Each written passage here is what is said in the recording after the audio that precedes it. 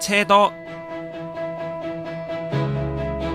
人多，呢個係觀塘工業區每日繁忙嘅景象。呢幾十年，觀塘工業區可以話係滄海桑田。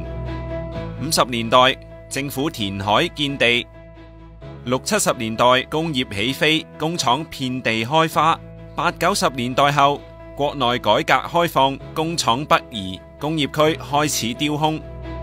但就造就咗唔少年輕人喺呢度創業，實現自己嘅夢想。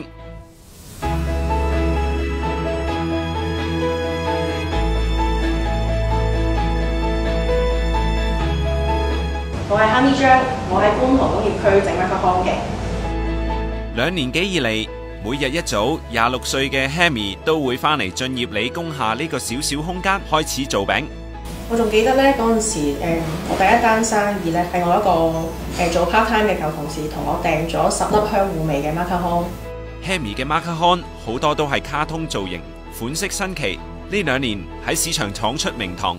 唔單止熟客會訂，連 Sanrio 都揾佢作為指定合作夥伴。收到朗豪坊佢哋嘅俾我嘅 message 咧，就話我想揾你做一啲 Hello Kitty 嘅 macaron 喎，因為呢個商場咧會做一個 Hello Kitty 嘅主題啦。原來竟然我喺屋企整下餅咧會有人留意，仲要有一啲咁大嘅公司 Hello Kitty 呢啲係冇諗過可以幫佢哋工作咁樣咯。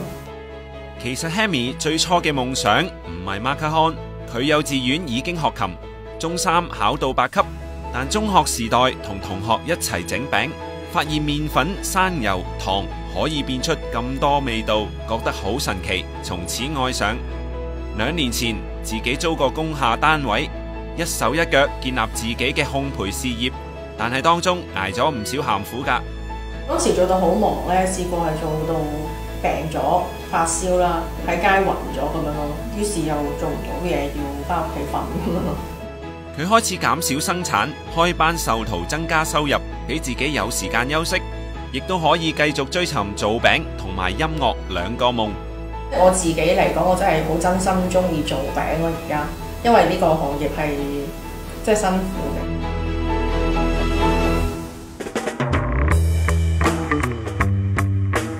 我係 Adrian， 我係 Stan， 我哋喺觀塘工業區賣涼茶嘅。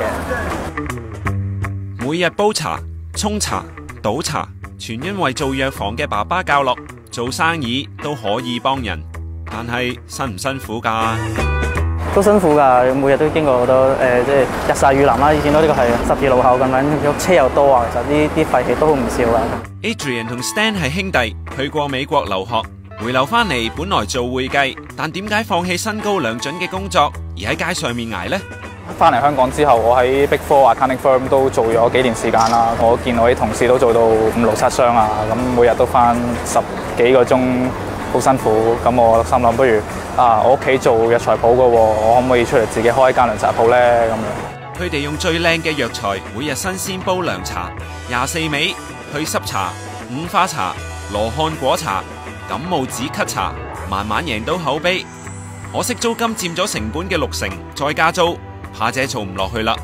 交租都好吃力，你知我哋鋪頭仔啦，咁你大業主咧都比較偏向中意租俾啲大公司、大集團，咁因為可以一租10幾間俾佢啊嘛。咁我哋細鋪頭都冇乜 bargaining power，所以就都驚做唔住㗎。真係唔做嘅，咁我哋都冇辦法，都唯有揾地方搬啦。